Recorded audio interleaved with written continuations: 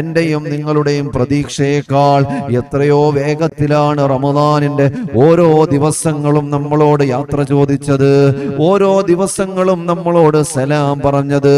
മുഅ്മിനീങ്ങളെ, നമ്മൾ മനസ്സിലാക്കണം, റമദാനിന്റെ ഓരോ ദിവസവും നമ്മളോട് സലാം പറയുമ്പോൾ വിശ്വാസിയുടെ മനസ്സുണ്ടല്ലോ, സങ്കടപ്പെടേണ്ട മനസ്സാണ്.